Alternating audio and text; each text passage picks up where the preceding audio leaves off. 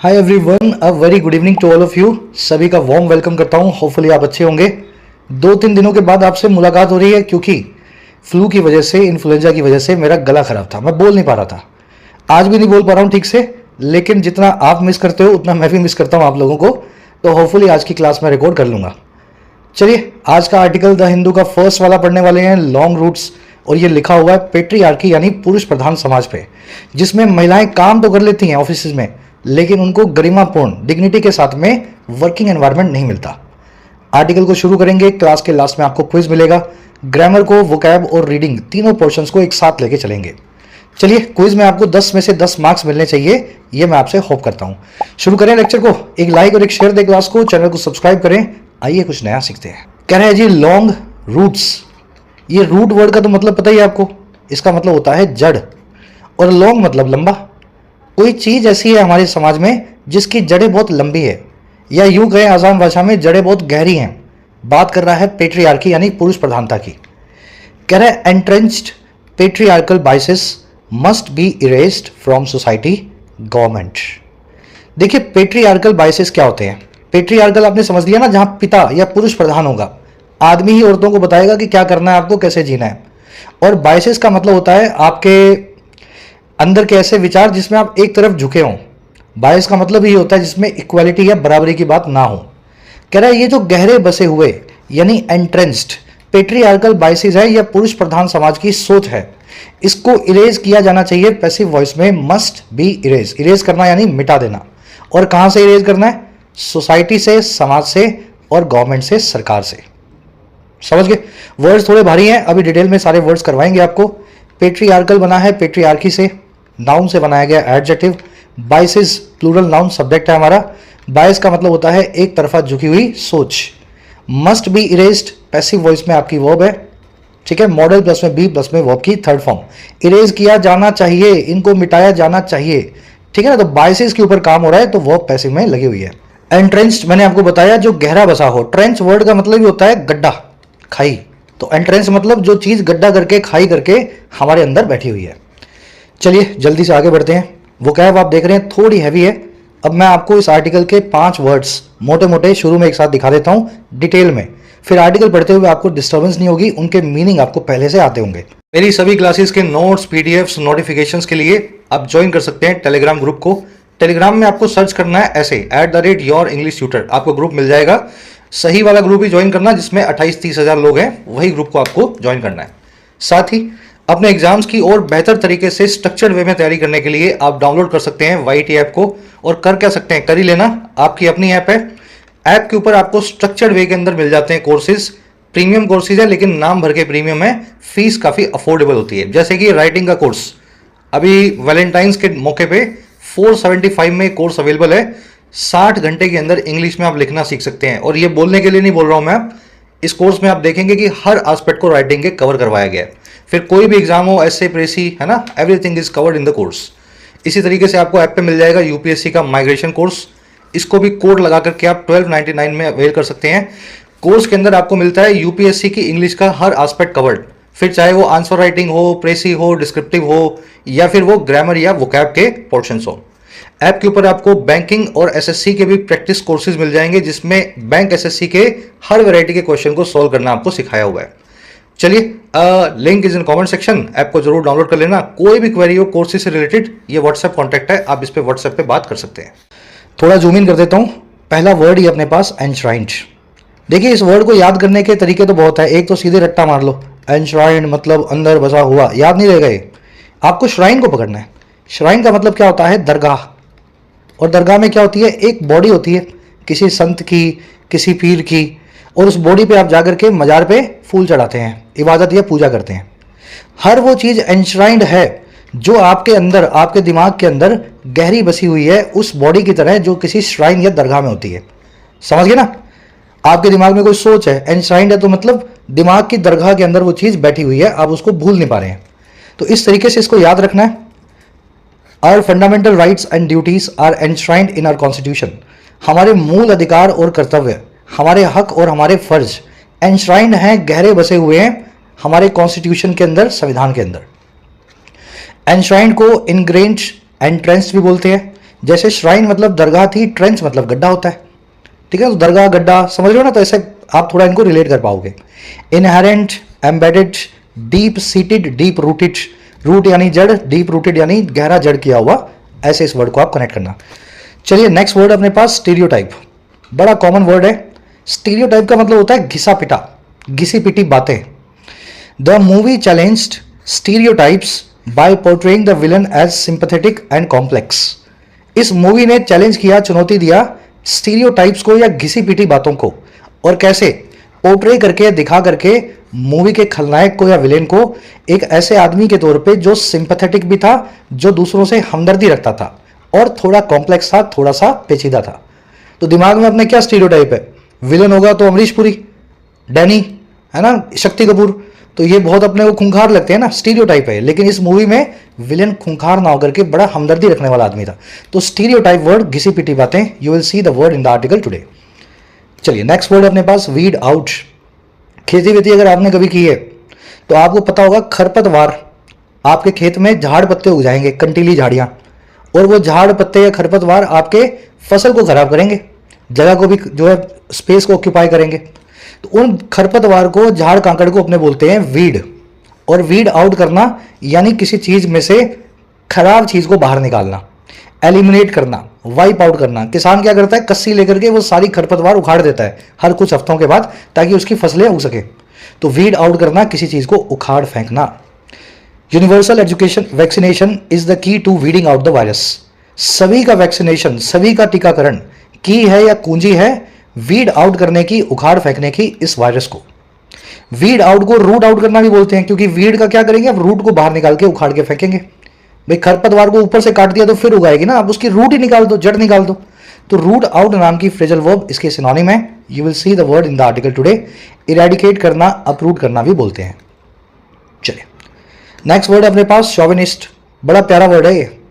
हर वो आदमी या औरत जिसको अपनी जाति, अपना जेंडर, अपनी कास्ट, अपनी नेशनैलिटी दूसरे की जाति, कास्ट, नेशनैलिटी या जेंडर से ज़्यादा बेहतर लगती हो, उसको लगता हो मैं मतलब आदमी हूं तो सब औरतें मूर्ख हैं, मैं ये धर्म को बिलीव करता हूं तो बाकी सब धर्मों के लोग मूर्ख हैं, मैं इस कंट्री का आदमी हूं तो बाकी सब कंट्री के लोग मूर्ख हैं, ऐसे आदमी को अंग्रेजी में बोलते हैं शोविनिस्ट। नेगेटिव वर्ड है ये, अपने आप को हमेशा जो है समझ गए ना, अहंकार वाली उसमें आ जाता है ये, सेल्फ कॉन्फिडेंस से 2 दर्जा ऊपर।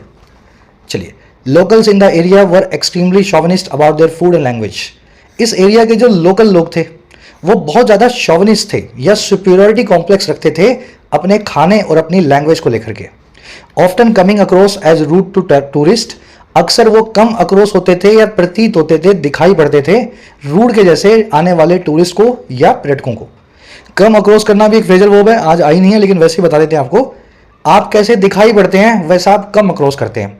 अगर आप बहुत अच्छा बोल रहे हैं तो you come across as a nice person, खराब उल्टा पुल्टा बोल रहे हैं you come across as a fool. चलिए अब शोविनिस्ट वर्ड आपने सीख लिया। अब शोविनिस्ट के कई टाइप होते हैं।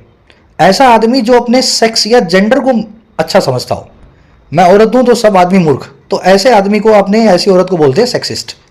शोविनिस्ट का एक प्रकार है, लेकिन ये जेंडर के ऊपर खेलता है, अपने लिंग को सबसे अच्छा समझता है। और दूसरा प्रकार जो काइंड है शोविनिस्ट का वो है जिंगोइस्ट।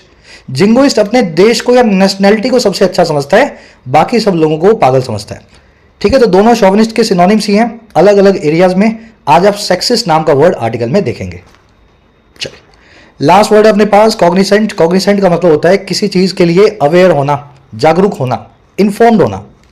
Rash drivers are often not cognisant of the danger they cause to the lives of others. जो रैश ड्राइवर्स होते हैं या उल्टा पुल्टा गाड़ी चलाने वाले होते हैं, रैश ड्राइवर्स मतलब तेज चलाया, ब्रेक नहीं लगाई, गाड़ी उछाल दी, ऐसे अक्सर जो लोग होते हैं वो कॉग्निसेंट नहीं होते हैं या अवेयर नहीं होते हैं उस डेंजर को लेकर के जो वो दूसरों की जिंदगियों के लिए खड़ा करते हैं for the lives of others.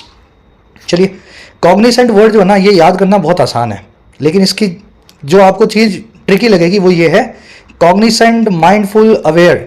जिस भी चीज के लिए आप हैं आप ऑफ लगा के बताएं। I am cognisant of the consequences, मुझे पता है कॉन्सिक्वेंसेज के बारे में। I am not cognisant of this, मुझे नहीं पता है इस चीज के बारे में। तो aware of, cognisant of, knowing, mindful, of लगा करके आप इनको यूज करें। चलिए 5 वर्ड्स डिटेल में हो गए, ये आर्टिकल में आ जाएंगे। अब आ जाओ आर्टिकल पे एक समरी आपको दे। समरी ये है कि रिसेंटली हाईकोर्ट से 2 फीमेल जजेस को नौकरी से बर्खास्त कर दिया गया, सस्पेंड कर दिया गया। और सस्पेंशन के बाद पता लगा कि एक जज को तो इस नाम पे सस्पेंड किया गया है कि वो मैडम ऑफिस नहीं आ रही थी कचहरी में। बाद में ये पता लगा वो कचहरी में इसलिए नहीं आ रही थी क्योंकि उनका अबॉर्शन या यूँ कहते मिस कैरेज हुआ था। मिस कैरेज समझते ना, बच्चे का कोख में मर जाना।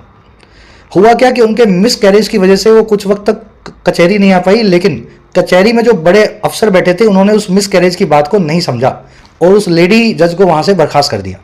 सुप्रीम कोर्ट को बीच में दखल अंदाजी करनी पड़ी, इनको रीइंस्टेट करवाया, फिर से नौकरी पे हाजिर किया और साथ ही एक संदेश दिया, एक पैगाम दिया, मैसेज दिया सोसाइटी को कि अगर किसी लेडी के मिस कैरेज होने पे भी आप उसको इनएफिशिएंट बता करके नौकरी से घर भेज रहे हैं तो आप सेक्सिस्ट हैं, शोविनिस्ट हैं, औरतों के लिए आप में कोई हमदर्दी नहीं है ना। बच्चे पैदा हुए तभी तो समाज बना था।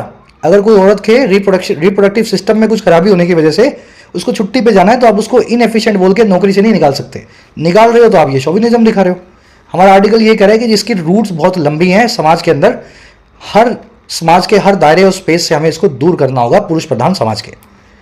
चलिए, आज की टोन है एडवोकेटिंग। एडवोकेट कर रहा है शोविनिज्म को हटाने को। एडवोकेट करना है नहीं, पैरवी करना। अब शुरू करते हैं। मैं एक छोटा सा पोज लूंगा यहाँ पे, थोड़ा मेरे गले को आराम भी मिल जाएगा और आप जल्दी से इसकी एक रीडिंग ले लो और पहले खुद से पढ़ के बताओ इसका क्या मीनिंग है।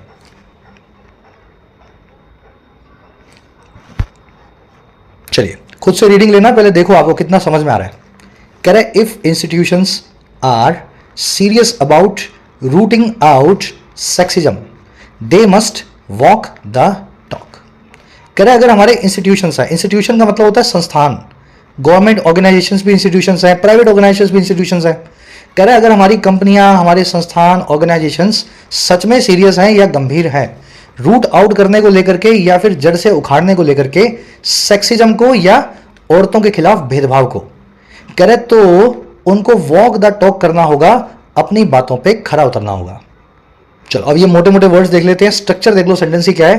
फर्स्ट कंडीशनल बना हुआ है, इफ के साथ में इंस्टीट्यूशन सब्जेक्ट है, आर इनकी वर्ब है, प्रेजेंट इंडेफिनिट टेंस में। अगर इंस्टीट्यूशन सीरियस है, रूट आउट करना, किसी चीज को वीड आउट करना, उखाड़ फेंकना, अपरूट करना या इरेडिकेट करना। सेक्सिज्म, शोविनिज्म मैं आपको बता चुका हूं। सेक्सिज्म मतलब आप अपने जेंडर को दूसरे जेंडर से ज्यादा अच्छा और बेहतर समझते हो। आप आदमी हो तो आप औरतों को मूर्ख समझते हो, है ना, सेक्सिज्म। दे यहाँ पे दूसरा सब्जेक्ट है, फर्स्ट कंडीशनल के बाद में वर्ब है इसकी मस्ट वॉक द टॉक। अब ये वॉक द टॉक क्या है भाई? दो इडियम्स है अपने पास। पहली इडियम है टॉक द टॉक और दूसरी है जी वॉक द टॉक। देखिए, टॉक करना यानी बोलना, और किस बारे में? बातों के बारे में। वॉक का मतलब है चलना, और किस बारे में? जो बात आपने की है। टॉक द टॉक का मतलब है सिर्फ बोलते रहना, मैं ये कर दूंगा, वो कर दूंगा, ये हो जाएगा। जो भी टॉक है आप उसको सिर्फ टॉक कर रहे हो, अपनी जगह से हिल भी नहीं रहे हो। वॉक द टॉक में क्या होता है? आप टॉक करने के बाद में जो काम कहते हो वो करके भी दिखाते हो, अपनी वादों पे या अपने कमिटमेंट्स पे। दोनों वर्ब्स, दोनों ये जो फ्रेजल वर्ब्स बोल लो इनको या इडियम्स बोल लो, एक दूसरे से उल्टी हैं। सिर्फ कहते जा रहे हो तो टॉक द टॉक, कहने के बाद में करके भी दिखा दिया तो वॉक द टॉक। ये जो वॉक द टॉक है ना, इसको वॉक द वॉक भी बोल देते हैं। आपको शुरू वाला वर्ड पकड़ लेना है। शुरू में टॉक है तो सिर्फ बातें कर रहे हो, वॉक है तो करके दिखा रहे हो। बाद में वॉक द टॉक है या वॉक द वॉक हो, दोनों इडियम्स ही बिल्कुल सही हैं। चलिए याद रखना, ये दोनों आज आपसे मैंने पूछी है, वॉक द टॉक। आगे बढ़ते हैं। कह रहा है instead of merely celebrating the entry of more women in the workforce, they have to provide an enabling atmosphere for those on the roles। कह रहा है जी इंस्टेड ऑफ यानी बजाय, किसके बजाय भाई? खाली खाली, मेयरली। मेयरली का मतलब होता है ओनली, खाली खाली। खाली खाली सेलिब्रेट करने के, जश्न मनाने के जो है एंट्री का या अंदर आने का और ज़्यादा विमेन या औरतों के हमारी वर्क फोर्स के अंदर, हमारे जो है संस्थानों के अंदर, ऑफिस के अंदर। तो खाली खाली औरतों के ऑफिस में नौकरी पाने को सेलिब्रेट करने की बजाय इन लोगों को या इंस्टीट्यूशंस को दे को प्रोवाइड भी करना होगा, देना भी होगा एक ऐसा एटमॉस्फेयर, एक ऐसा एनवायरनमेंट या पर्यावरण जो इनेबलिंग हो, जो सक्षम बनाए, इनको इनेबल करे। और किन के लिए? उन लोगों के लिए दोस्त जो ऑन द रोल्स हैं, जो नौकरी में काम कर रही हैं। तो नौकरी में औरतें आने से सिर्फ बराबरी नहीं होगी, आप जो औरतें नौकरी में आई हैं उनको इनेबल करने वाला एटमॉस्फेयर भी बनाओ, उनको ऐसा पर्यावरण और माहौल दो जिससे उनको सशक्तिकरण फील हो, तभी आप लोग जो हैं सेक्सिज्म को अप्रूव कर पाएंगे। चलिए, इंस्टेड ऑफ का मतलब होता है बजाय, याद रखें, इसकी जगह एक और वर्ड यूज होता है रादर देन। दोनों का मतलब बजाय होता है। इंस्टेड ऑफ के बाद में वर्ब की आईएनजी फॉर्म का इस्तेमाल होता है, रादर देन के बाद में वर्ब की बेस फॉर्म का इस्तेमाल होता है। ठीक है, तो यहां पे रादर देन लिख देता तो सेलिब्रेटिंग की जगह सिर्फ सेलिब्रेट लिखना होता, रादर देन सेलिब्रेट। दे आया है इंस्टीट्यूशंस के लिए, वर्ब एस की have to, has to, have to, had to बताते हैं आपकी मजबूरी या कंपल्शन को। I have to go now, मुझे अब जाना होगा, तो they have to provide enabling atmosphere, उनको इनेबलिंग एटमॉस्फेयर देना होगा। ऑन द रोल्स, देखिए रोल का मतलब होता है सैलरी बिल या फिर अटेंडेंस रजिस्टर। अगर आप ऑन द रोल्स हैं तो मतलब आपका नाम अटेंडेंस रजिस्टर में है या फिर सैलरी के बिल में है, यानी आप नौकरी में हैं। ऑन द रोल्स का मतलब हुआ to be in a job. Job से, रोल से 2-3 ईडियम्स हैं, अभी यहां एक साथ करवा देता हूं, आज के आर्टिकल में अभी आगे आएंगी भी। पहली ईडियम है किसी को नौकरी से निकाल देना, तो उसको अंग्रेजी में बोलते हैं हेड्स विल रोल। थोड़ी अजीब सी लग रही होगी, हेड्स विल रोल, ये रोल सही बना है, ठीक है, नौकरी से निकाल देना। दूसरा इसको बोलते हैं सैक करना। सैक का मतलब होता है बोरा। आप बोलते हो ना हिंदी में बोरा बिस्तरा बांध और भाग यहां से, मतलब नौकरी से निकाल दिया किसी को। तो सैक एक वर्ब अंग्रेजी में किसी को बोरा बांध के वापस घर भेज देने को, नौकरी से निकाल देने को।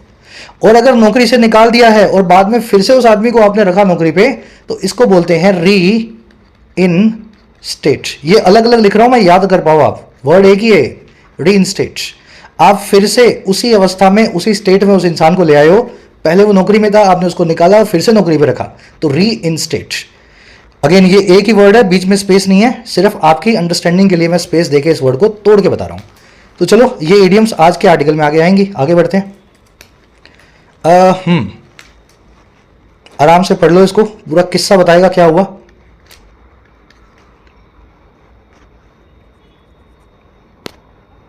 चलिए, कह रहे जी, in a judgement last week the Supreme Court of India showed its intent by declaring that with more and more women joining judicial services, it was time for the judiciary to be more cognizant of their well-being at the workplace।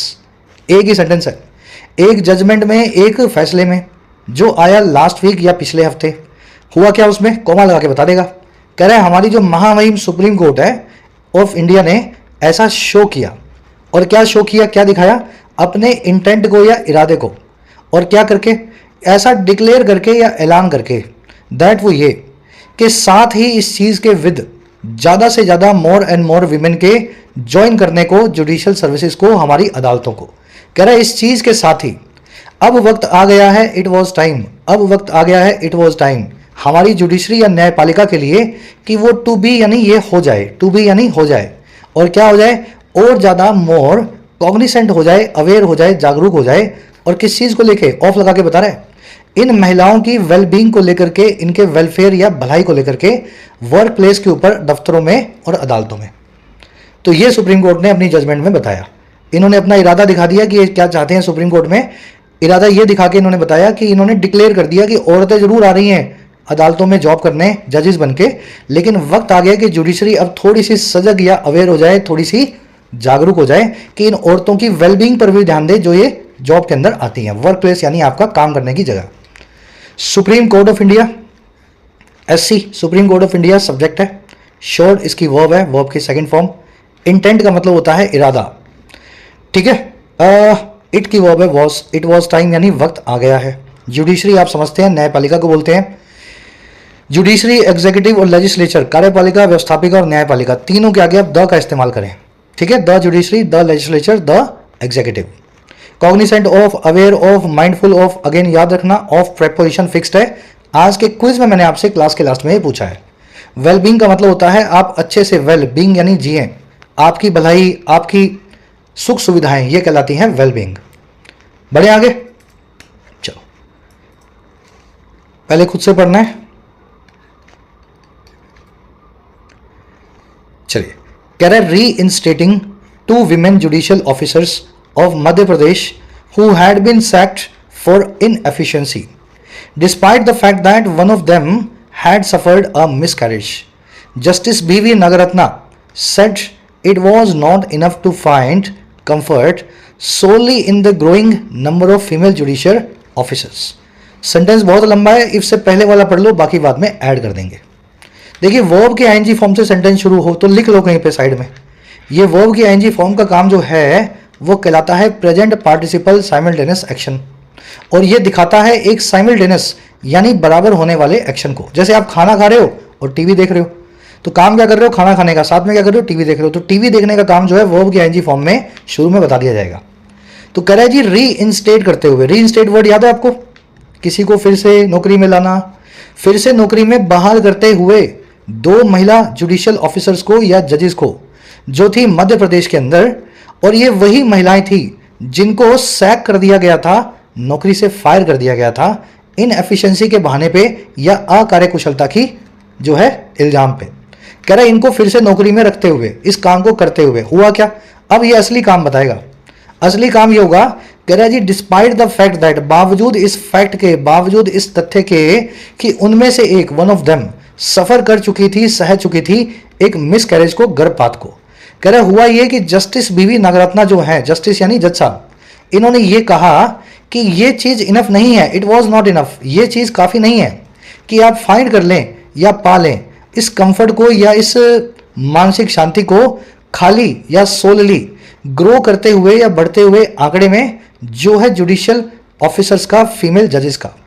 कह रहा है जी ये काफ़ी नहीं है कि आप सिर्फ ये देखें कि जजेस कितनी सारी आ रही हैं, फीमेल जजेस कितनी सारी हो गई।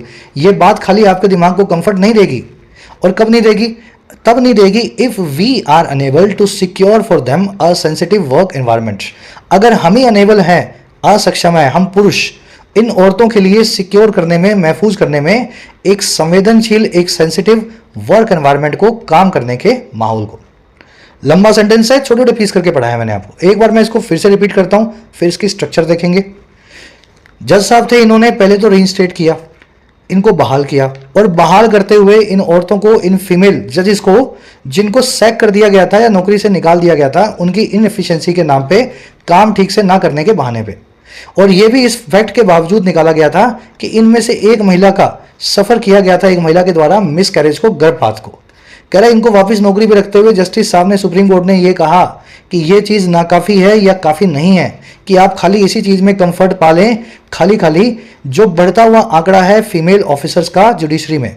और ये तब काफी नहीं है अगर हम पुरुष अनेबल रहेंगे, असक्षम रहेंगे, नाकामयाब रहेंगे इन महिलाओं के लिए सिक्योर करने में एक सेंसिटिव या एक संवेदनशील काम करने का एनवायरनमेंट या माहौल। चलिए मेन काम क्या हुआ, मेन काम हुआ जस्टिस नागरत्ना ने कहा, ठीक है। और कब कहा, जब ये इनको फिर से नौकरी पे रख रहे थे, रीइंस्टेट कर रहे थे। ये बन गया सेकेंडरी काम, प्रेजेंट पार्टिसिपल। इट की वर्ब है वॉज, बीच में दैट कंजंक्शन है। इन्होंने ये कहा कि that it was not enough. Solely मतलब खाली खाली, और कुछ देखने वाला है इसमें। वी की वर्ब है are, if we are unable to secure. Sack करना, किसी को नौकरी से निकालना। इन एफिशिएंसी होती है अकार्यकुशलता, काम चोरी। चलिए सेंटेंस आपने समझ लिया, स्ट्रक्चर भी आपको बता दी। अब एक ग्रामेटिकल कॉन्सेप्ट है आपके लिए, ठीक है। थोड़ा आपको लगेगा, लेकिन इसको ऐसे समझो आप जैसे आप 5वीं क्लास के बच्चे हो, बिल्कुल आसान भाषा में समझोगे तो याद रहेगा। देखिए इंग्लिश में 2 वर्ड्स हैं जो बावजूद की बात करते हैं। वैसे तो कई सारे वर्ड्स हैं, 2 टाइप के वर्ड्स हैं। पहला वर्ड है डिस्पाइट और दूसरा वर्ड है ऑल्दो। दोनों का मतलब होता है बावजूद, बावजूद, लेकिन फर्क है इनमें। डिस्पाइट एक प्रेपोजिशन है जो अपने बाद एक नाउन को लेगी, बावजूद बना करके। ऑल्दो एक कंजंक्शन है जो अपने बाद में क्लोज को लेगी, सब्जेक्ट और वर्ब का पेयर इसके बाद आएगा। अब इस चीज का आपको खास ध्यान रखना है, बावजूद का मीनिंग आ रहा हो तो आपको वर्ब को देख करके सही वाले वर्ड को चूज करना है। मैं आपको बताता हूं कैसे करना है। Despite the bad weather the event continued as planned. बावजूद खराब मौसम के, डिस्पाइट द बैड वेदर, जो इवेंट है, प्रोग्राम है, वो जारी रहा जैसा वो प्लान था, जैसा उसको सोचा गया था। सेंटेंस बिल्कुल सही है। बावजूद वाला मीनिंग भी आ रहा है, डिस्पाइट लगा रखा है आपने, और डिस्पाइट के बाद में एक नाउन होना चाहिए, और नाउन है यहाँ पे बैड वेदर, ठीक है। तो डिस्पाइट को आपने ऑब्जेक्ट दे दिया, बात खत्म। लेकिन दूसरा सेंटेंस देखो, बिल्कुल ऐसा सेंटेंस है। Despite the weather was bad the event continued as planned. बावजूद इस बात के कि वेदर जो है बैड था, इवेंट जो है कंटिन्यू रहा जैसा कि वो प्लान था। वही सेंटेंस है, कुछ फर्क नहीं आया, लेकिन एक फर्क आया। यहां पे वेदर सब्जेक्ट बना दिया और वॉज इसकी वर्ब बना दी। डिस्पाइट के बाद में आपने सब्जेक्ट वर्ब का एक कॉम्बो दे दिया। यहां देखो, यहां कोई कॉम्बो नहीं है, यहां बैड वेदर लिखा हुआ है, सब्जेक्ट लिखा हुआ है, नाउन वेदर, वर्ब इसकी कोई है नहीं। लेकिन दूसरे केस में वर्ब लगा रखी है आपने। तो अगर आपने सब्जेक्ट वर्ब का कॉम्बो लगाया, एक क्लोज का इस्तेमाल किया, तो भाई साहब अब डिस्पाइट का इस्तेमाल नहीं हो सकता। समझ पा रहे हो? अब आपको ऑल्दो का इस्तेमाल करना पड़ेगा। तो ये डिस्पाइट जो है ना, ये आपने गलत लिखा हुआ है। आपको लिखना चाहिए although the weather was bad. Weather subject बन गया, वॉज इसकी वर्ब बन गई। चलो, इतना समझ गए तो अब आगे का समझाऊं। एक बार इसको रिपीट कर लेना, जिनको समझ में ना आया हो, बहुत आसान है। आगे की कहानी कुछ ऐसी है, कभी आपका मन ऐसा आ जाए साहब मैं तो डिस्पाइट ही लगाऊंगा, मेरे को तो कुछ और तरीका बताओ, वेदर वॉज बैड इस कॉम्बो के साथ में मैं डिस्पाइट ही लगाऊंगा, लेकिन है ना कुछ और बता दो, डिस्पाइट के साथ में कुछ और लगा दो। तो उस केस में आप क्या करें, ऑल्दो का इस्तेमाल नहीं भी करें तो डिस्पाइट के बाद लिख दें डिस्पाइट द फैक्ट दैट। इससे क्या होगा, डिस्पाइट नाम की प्रेपोजिशन जो आपने जिद मार के लगाई, उसके लिए आपने एक अलग से ऑब्जेक्ट लगा दिया फैक्ट, जो कि एक नाउन है। फिर दैट कंजंक्शन आई और फिर एक नया सब्जेक्ट वेदर और उसकी वर्ब आ गई। तो सारी कंडीशंस फुलफिल हो गई। सब्जेक्ट वर्ब को एक कंजंक्शन मिल गई, डिस्पाइट को एक प्रेपोजिशन मिल गई, है ना, प्रेपोजिशन को ऑब्जेक्ट मिल गया। तो ऐसा भी आप कर सकते हैं, सब्जेक्ट वर्ब के कॉम्बो में जहां ऑल्दो की जरूरत हो, आप डिस्पाइट द फैक्ट लिख करके भी छोड़ सकते हैं। बस कुछ वैसा ही यहां हुआ इस केस के अंदर, despite the fact that one of them had suffered. तो यहां वन ऑफ देम सब्जेक्ट है, हैड सफर्ड उसकी वर्ब है। सब्जेक्ट वर्ब के लिए आपने ऑल्दो की जगह डिस्पाइट द फैक्ट दैट का इस्तेमाल किया। चाहता तो मैं यहां ऑल्दो भी लिख सकता था इस पूरे को निकाल के। चलो, बस इतना ही कॉन्सेप्ट है, मेरे ख्याल से सबको समझ में आ गया होगा। अभी भी ना आया तो कमेंट्स में बताना, कोई और तरीके से समझाएंगे। Despite the book received mixed reviews it became a best seller. बावजूद इस बात के कि किताब को मिक्स्ड रिव्यूज मिले, ये एक बेस्ट सेलर हो गई। बुक सब्जेक्ट है, रिव्यूड इसकी मिक्स्ड रिव्यू जो रिसीव्ड इसकी वर्ब है। अगर ऐसा है सब्जेक्ट वर्ब लगा हुआ है तो डिस्पाइट की जगह आप लिखें या तो ऑल्दो, या फिर डिस्पाइट के बाद में लिख दें despite the fact that. Although inconclusive evidence the investigation proceeded. बावजूद इन कंक्लूसिव एविडेंस के या फिर किसी फाइनल सबूत के, इन्वेस्टिगेशन जो है प्रोसीड करती रही या फिर आगे बढ़ती रही। बावजूद के बाद में एविडेंस नाम का नाउन आ रहा है, कोई वर्ब नहीं है, वर्ब नहीं है तो प्रेपोजिशन की जरूरत है। ऑल्दो का इस्तेमाल नहीं होगा, यहां लगेगा डिस्पाइट, तो यहां काट दो और यहां लिख दो डिस्पाइट। एक क्वेश्चन दे रहा हूं आज आपको एज क्लास वर्क, सभी लोग इसको ट्राई देंगे। The project was completed on time despite या despite the fact that it faced several delays. दोनों में से जो भी आपको ठीक लगे उसको चूज करें, कमेंट्स में डालें, गलत होगा सही होगा बताएंगे आपको।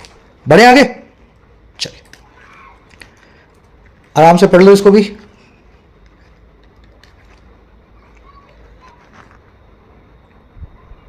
चलिए, कह रहा है the judgement set aside the ouster of 2 civil जजेस। इस जजमेंट ने, इस फैसले ने सेट असाइड कर दिया, साइड में फेंक दिया कचरे के ढेर में। सेट असाइड करना, किसी चीज को साइड में फेंक देना, कैंसिल कर देना। आउस्टर को या निकाले जाने को 2 सिविल जजेस के, 2 नागरिक अदालतों की जजेस को, जिनके नाम क्या है, सरिता चौधरी एंड अदिति कुमार शर्मा। और कैसे निकाला, terming the termination orders punitive, arbitrary and illegal.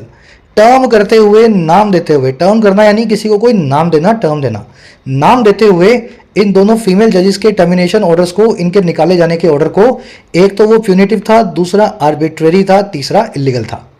Punitive मतलब जो आपको पनिशमेंट दे, समझाए नहीं, आपको ज्यादा से ज्यादा पनिशमेंट दे। आर्बिट्रेरी का मतलब होता है जो मनमाना हो, बिना किसी लॉजिक के हो, अपनी मनमर्जी से किया गया हो। इलीगल का मतलब होता है गैर कानूनी। तो जज साहब ने ये बोला कि इन दोनों लेडी जजेस को बहुत ही पनिशमेंट के हिसाब से, मनमाने ढंग से, इलीगल तौर पे नौकरी से निकाला गया है। चलिए, द जजमेंट जो है वर्ब है इसकी सेट असाइड, वर्ब की सेकंड फॉर्म लगी हुई है set. Set set V1 V2 V3 same होती है, ठीक है। तो यहाँ पे V2 का इस्तेमाल हुआ है। आउस्टर यानी किसी की निकासी, किसी को निकालना। आर्बिट्रेरी मैंने आपको समझा दिया, मनमाना। कह रहा है Justice Nagarathna, one of the 2 women judges in the court which has a sanction strength of 34 had to step in। कह रहा है जो जस्टिस नागरत्ना थी सुप्रीम कोर्ट में, जो वन ऑफ थी या एक थी उन 2 विमेन जजेस में से जो सुप्रीम कोर्ट में काम करते हैं, और ये वही कोर्ट है जिसकी सैंक्शन स्ट्रेंथ है 34 की, यानी 34 जज सुप्रीम कोर्ट में टोटल है। कह रहे जो जस्टिस नागरत्ना है, जो कि 34 में जो 2 महिला जजेस हैं उनमें से एक जज है, इनको स्टेप इन करना पड़ा, इस पूरे मामले में दखल अंदाजी देनी पड़ी। स्टेप इन करना यानी एक कदम आगे बढ़ा के किसी मामले में टांग फंसाना। तो इन्होंने अपनी टांग फंसाई इस मामले में। कह रहा है ये जो है ना दैट, ये जो बात है, is an indication of the long and difficult fight for gender equality. ये एक इंडिकेशन है, एक इशारा है, प्रतीक है उस लंबी और कठिन फाइट का, जंग का, जो है जेंडर इक्वालिटी की, जेंडर के नाम पे बराबरी की। And the need for change in the mindsets and reform, और उस नीड के लिए भी एक जंग है ये, जो चेंज के लिए है हमारे माइंडसेट्स में, और ये तीसरी जंग है रिफॉर्म के लिए या सुधारों के लिए। ठीक है, तो एक सुप्रीम कोर्ट की जज को दो हाई कोर्ट की जजेस के लिए आगे आना पड़ा। ये बात हमें दिखाती है कि जज मतलब इतने पढ़े लिखे प्रोफेशन के अंदर भी, जहां पढ़े लिखे लोग जाते हैं, वहां भी इतनी डिफिकल्ट जंग इनको लड़नी पड़ती है महिलाओं को बराबरी देने के लिए। चलिए, दैट की वर्ब है इज, दैट मतलब ये बात की। अब ये बात पूरी की पूरी इन्होंने बता रखी है, Justice Nagarathna had to step in, which आया है कोर्ट के लिए, विच की वर्ब है हैज, सैंक्शन स्ट्रेंथ यानी मंजूर जो है पद, कितने मंजूर पद हैं वहां जजेस के, सैंक्शन स्ट्रेंथ कहलाता है। कह रहा है जी, in several verdicts too the court had drawn attention to gender stereotyping and discrimination against women. कह रहा है जी, बहुत सारे पास्ट वर्डिक्ट्स में, पुराने फैसलों में भी, यानी टू, जो हमारी द कोर्ट है यानी सुप्रीम कोर्ट है, इन्होंने ड्रॉ किया था अटेंशन को, ध्यान को खींचा था जेंडर स्टीरियोटाइपिंग की तरफ, महिलाओं के खिलाफ घिसी पिटी बातों की तरफ, और डिस्क्रिमिनेशन की तरफ, अगेंस्ट जो विमेन होता है, भेदभाव जो औरतों के खिलाफ होता है। तो ये पहली बार नहीं हुआ, सुप्रीम कोर्ट पहले भी कई ऐसे फैसले दे चुकी है जिसमें महिलाओं के खिलाफ घिसी पिटी बातें और उनके खिलाफ जो डिस्क्रिमिनेशन या भेदभाव हुआ है, उनकी तरफ सुप्रीम कोर्ट ने सबका ध्यान खींचा है। चलिए, द कोर्ट की वो हैड ड्रॉन, पास परफेक्ट लगाया हुआ है, ये काम पास में हो चुका था। वर्डिक्ट यानी फैसला, किसी चीज के ऊपर आपका डिसीजन। स्टीरियोटाइप करना, किसी चीज को घिसा पिटा बना के बता देना। जैसे एक स्टीरियोटाइप है कि औरतें खाना सिर्फ औरतें अच्छी बना सकती हैं, ऐसा नहीं है, कोई भी बना सकता है अच्छा खाना, या औरतें अच्छी ड्राइवर नहीं हो सकती, गलत बात है, आदमी भी खराब ड्राइवर हो सकता है। तो ये सब घिसी पिटी बातें समाज में है जो किसी एक जेंडर को हम अटैक करने के लिए दिमाग में लेके चलते हैं। चलिए नेक्स्ट पैराग्राफ, होपफुली सब समझ रहे हो, है ना, इजी है आर्टिकल। आराम से इसको पढ़ लो, एक रीडिंग दो।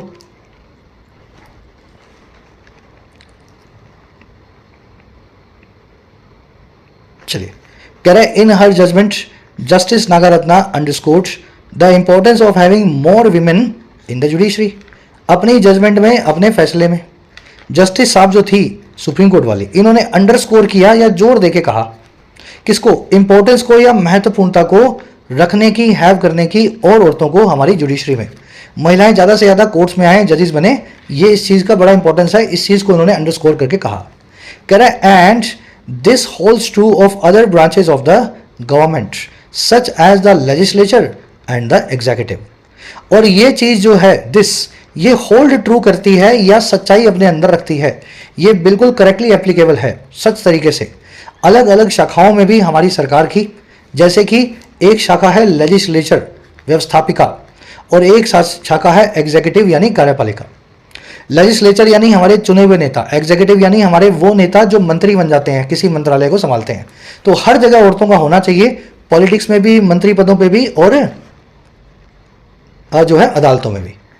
चलिए, जस्टिस मैडम की वर्ब है अंडरस्कोर्ड, वर्ब की सेकंड फॉर्म लगी हुई है, अंडरस्कोर करना, हाईलाइट करना, किसी चीज पे जोर देना। दिस की वर्ब है होल्ड्स ट्रू, होल्ड ट्रू करना, किसी चीज का सच या सही तरीके से अप्लाई होना, है ना, होल्ड्स ट्रू। कह रहा है जी, greater representation of women will ensure better understanding of their needs and lead to better policies। जो ज़्यादा representation होगा, भागीदारी होगी या प्रतिनिधित्व होगा, नुमाइंदगी होगी औरतों की हर जगह पे, ये इंश्योर करेगी इस चीज़ को, और किस चीज़ को, और अच्छे से इस समझ को इंश्योर करेगी जो उनकी नीड्स की है या उनकी ज़रूरतों की है, और ये लीड टू करेगी और अच्छी पॉलिसीज़ की तरफ, अच्छी नीतियों की तरफ। चलिए, ग्रेटर रिप्रेजेंटेशन सब्जेक्ट है, विल इंश्योर इसकी वर्ब है। दूसरी वर्ब भी लिखी हुई है विल लीड टू, यहां भी विल लगा हुआ है, जिसको अंडरस्टूड समझेंगे, पहली बार लग गया, दूसरी बार ओमिट कर दिया। अच्छा रिप्रेजेंटेशन इंश्योर भी करेगा, पक्का भी करेगा, और लीड टू भी करेगा अच्छी बेटर पॉलिसीज की तरफ। कह रहा है द फ्रीडम फ्रॉम डिस्क्रिमिनेशन और equal protection of the laws during pregnancy and maternity are precious rights for the women workforce, she noted. कह रहा है जो फ्रीडम है, आज़ादी है डिस्क्रिमिनेशन से या भेदभाव से, या फिर जो इक्वल प्रोटेक्शन है, बराबरी की हिफाजत है लॉज के लिए प्रेगनेंसी के दौरान और उनकी मैटरनिटी के दौरान, यानी उनके गर्भ की जो अवस्था है 9 महीने की, और उसके बाद में जो 6 महीने का वक्त होता है मैटरनिटी बोलते हैं उसको। कह रहा है जो फ्रीडम है ना महिलाओं के लिए कि उन पर कोई डिस्क्रिमिनेशन ना हो, उनके लिए लॉ में बराबरी हो, कह रहा है ये बहुत प्रीशियस राइट्स हैं, बहुत बहुमूल्य, बहुत कीमती हमारे हक हैं औरतों की वर्कफोर्स के लिए, काम करने वाली महिलाओं के लिए। चलिए, सेंटेंस में एरर है। देखिए, सब्जेक्ट बन रहा है फ्रीडम और दूसरा सब्जेक्ट बन रहा है और कंजंक्शन के बाद प्रोटेक्शन। दोनों सब्जेक्ट सिंगुलर है, और जब भी दो सब्जेक्ट सिंगुलर और से मिल जाए, एंड से नहीं और से मिल जाए, तो वर्ब सिंगुलर होती है उनकी। इस वजह से वर्ब जो है आर ना होकर के इज होनी चाहिए। या तो एंड लगा दो फिर आर लिख दो, अगर और लगाया तो फिर सिंगुलर सब्जेक्ट की सिंगुलर इज वर्ब होगी। चलो, सब्जेक्ट वर्ब एग्रीमेंट में आपको सिखाया हुआ है, आगे बढ़ते हैं, और कुछ देखने वाला इसमें है नहीं। Next paragraph.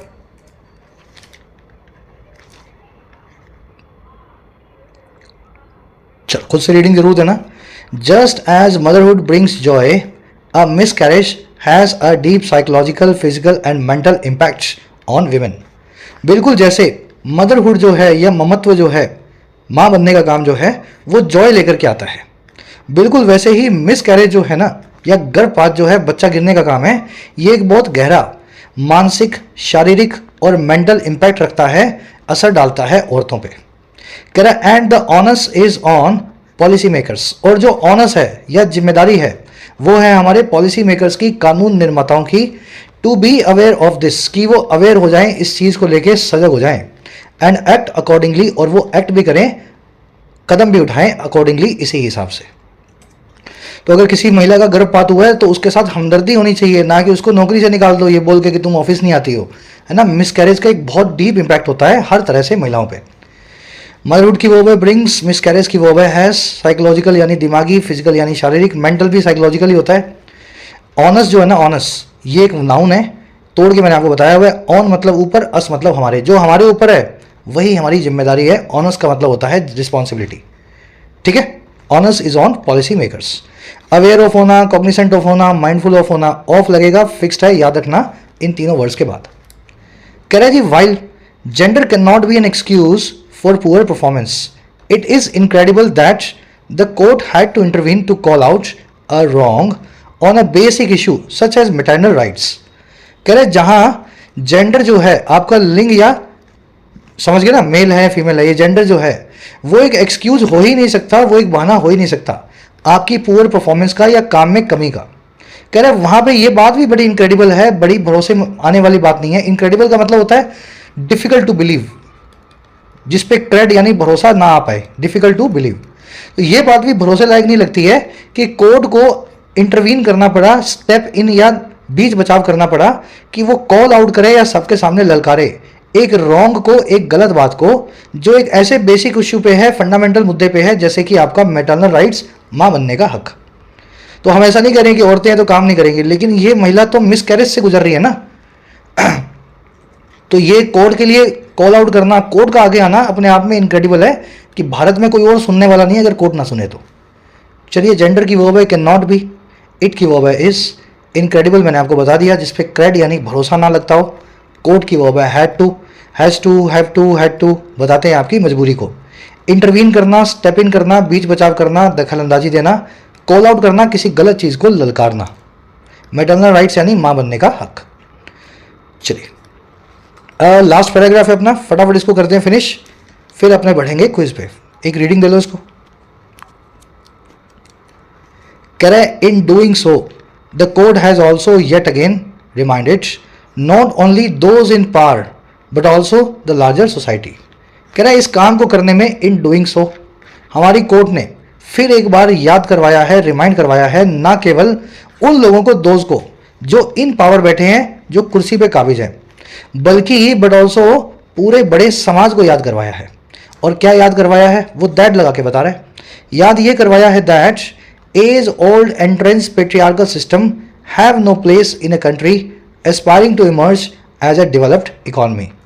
कि जो एज ओल्ड, बरसों पुराने समाज में गहरे बसे हुए एंट्रेंस्ड और एंश्राइंड पुरुष प्रधान सिस्टम है, इनकी कोई जगह नहीं है एक ऐसे देश में, भारत देश में, जो ख्वाब देखता है, एस्पायर करता है इमर्ज होने की या उभरने की, एक डेवलप्ड इकोनॉमी के तौर पे, एक अमीर देश के तौर पे, है ना। अगर हमें डेवलप्ड होना है तो ये सब पुरानी चीज़ों को छोड़ना होगा ना, कि महिलाएं तो काम कैसे करेंगी, क्यों काम करवाना इनसे, ये काम तो करती नहीं है ठीक से। तो ये age old entrenched patriarchal system हमें छोड़ने होंगे।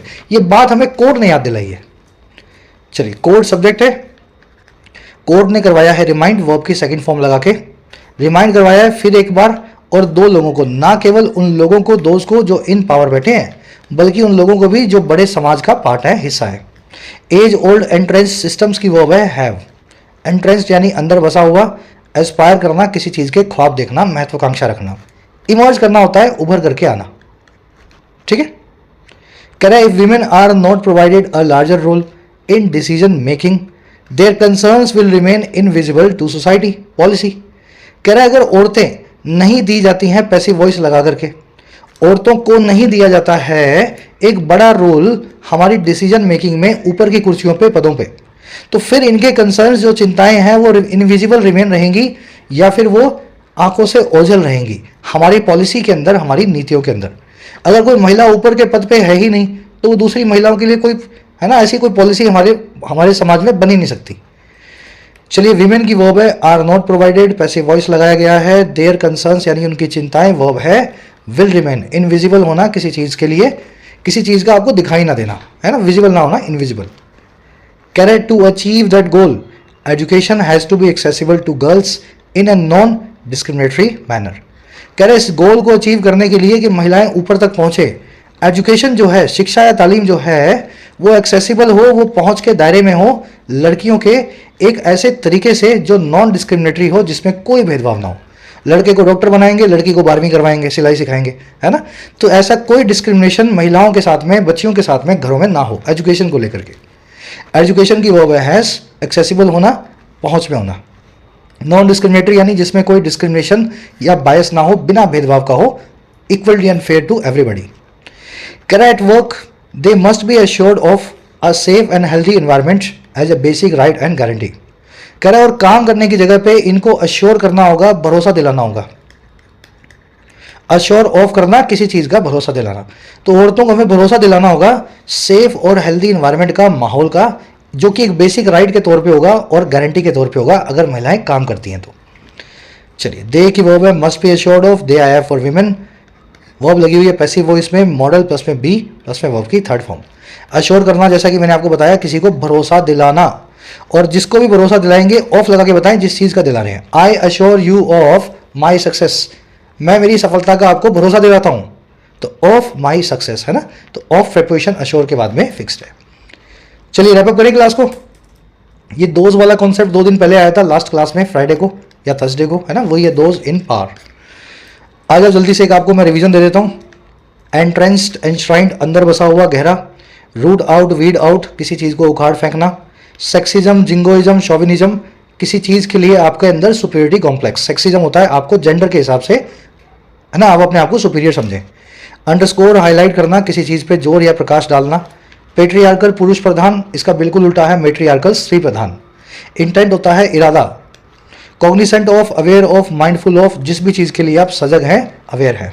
री इंस्टेट, फिर से इंस्टेट करना, फिर से नौकरी पे बहाल करना, बिल्कुल उल्टा है ये सैक का, है ना।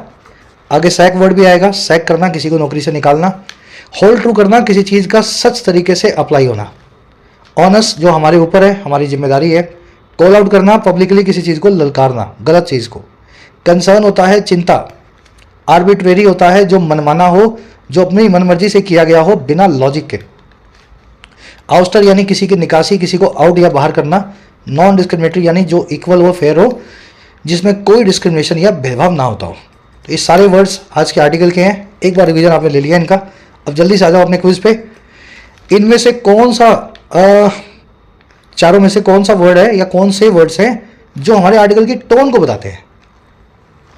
पैसिमिस्टिक है, ऑप्टिमिस्टिक है, इनडिफरेंट है, क्रिटिकल है। देखिए, इनडिफरेंट तो बिल्कुल भी नहीं है। इनडिफरेंट का मतलब होता है सानुकी, जो होता है वो होने दो, ऐसा तो बिल्कुल भी नहीं है। ऑप्टिमिस्टिक का मतलब होता है बहुत ज़्यादा जिसमें आशावाद दिख रहा हो, और सेलिब्रेटरी यानी जिसमें जश्न का माहौल हो। पैसिमिस्टिक यानी जिसमें निराशावाद हो, और डिफिटिस्ट यानी जिसमें हार या डिफीट का आपको फील आए। ये सारे हमारे टोन्स नहीं है। आज का टोन है क्रिटिकल, क्रिटिसाइज कर रहा है और फिर भी रिफॉर्म ओरिएंटेड है, सुधार लाने की पैरवी कर रहा है। तो एडवोकेटिंग और क्रिटिकल रिफॉर्म ओरिएंटेड टोन में लिखा हुआ आर्टिकल है। ठीक है, फर्स्ट का आंसर बनेगा सी। बहुत इजी क्वेश्चन था ये। चलिए सेकंड क्वेश्चन एक बार खुद से पढ़ लो। ऑथर कहता है कि सिर्फ औरतों की संख्या को बढ़ाना वर्कफोर्स में ये नाकाफी है, इनसफिशिएंट है, क्यों? और क्या होना चाहिए साथ में? साथ में ये होना चाहिए जो काम करने का माहौल है औरतों के लिए वो कंड्यूसिव हो या फिर वो फिट हो, हिसाब से हो। कंड्यूसिव या ना किसी चीज़ के हिसाब से होना, उनकी भलाई के लिए, वेलबींग के लिए और उनके अधिकारों के लिए। ये करने के बाद आप कह सकते हैं कि समाज थोड़ा सा आगे बढ़ रहा है औरतों को लेकर के। नहीं तो लाओ आप उनको नौकरी में और परेशान कर लो, इससे क्या सशक्तिकरण होगा? नहीं होगा ना। तो बी जो है ये खोने पे आप सफिशिएंटली बोल पाएंगे। चलिए खुद से ट्राई देते रहना भाई। क्वेश्चन ऐसा मैं ही बना रहा हूँ और मैं ही आंसर करवा रहा हूँ, ऐसा मत करना मेरे साथ। साथ साथ आप ट्राई दो, आपको भी लगे आपको कितने क्वेश्चन आते हैं। The passage implies that the country aspiring to be a developed economy must. Passage ऐसा इशारा देता है कि एक कंट्री जो ख्वाब देखती हो डेवलप्ड होने का, विकसित होने का, उसको क्या करना चाहिए? मस्ट, क्या करना चाहिए भाई? उनको समाज से पुरुष प्रधान सोच को उखाड़ फेंकना है, गहरे बसे हुए पेट्रिकल बायसेस को, भेदभावों को इरेडिकेट, रूट आउट करना है, ताकि इंश्योर कर सके इक्वल अपॉर्चुनिटी, बराबरी के मौके। तो ये काम जो है समाज में होना चाहिए। चलिए अब आ जाओ अपने क्वेश्चंस पे। टॉक द टॉक, कॉग्निसेंट के बाद में कौन सी प्रेपोजिशन आएगी? विद, अबाउट, ऑफ या ऑन। स्टेप इन करने का मीनिंग क्या है? वीड आउट, स्टीरियोटाइप, एंश्राइंड या इंटरवीन। और चौथा, एक ऐसा आदमी जो अपनी जाति, धर्म और नेशनैलिटी को सबसे अच्छा समझता हो, बाकी सबको मूर्ख समझता हो, ऐसे आदमी के लिए कौन सा वर्ड है? 3 एरर्स मिलेंगी लास्ट क्वेश्चन में। पहली मिल सकती है इस वर्ड की वजह से, दूसरी मिलेगी इस वर्ड के आसपास, और तीसरी मिलेगी आपको इस फ्रेज की वजह से। आराम से इन क्वेश्चंस को ट्राई दो। 4 से लेकर 10 तक यानी 7 क्वेश्चंस के आंसर फर्स्ट कमेंट में है। चेक करके 10 में से कितने मार्क्स मिले जरूर से बताया करो। कमेंट्स में लिखना आज साहब मुझे 2 मिले, 3 मिला, 1 मिला, 5 मिले। क्लास कैसी लगी आज की? कल से क्लासेस कंटिन्यू है, इनफैक्ट आज से ही कंटिन्यू है। पूरी देखी, अच्छी लगी हो तो पीडीआई लिख देना सर, पूरा देखा, इंटरेस्टिंग लगा। अंटिल देन फिर आपसे मुलाकात होगी। Signing out. और हाँ, ऐप को जरूर डाउनलोड कर लें। कमेंट सेक्शन में ऐप का लिंक दिया गया है। जो भी कोर्स आपकी नीड है, अफोर्डेबल प्राइस में आप अपने एग्जाम को प्रिपेयर कर सकते हैं, एसएससी, बैंकिंग, यूपीएससी या स्टेट पीएससी एग्जाम को। ये टीम का नंबर है, इस पर व्हाट्सएप करके आप टीम से बात भी कर सकते हैं अगर आपकी कुछ क्वेरीज हो।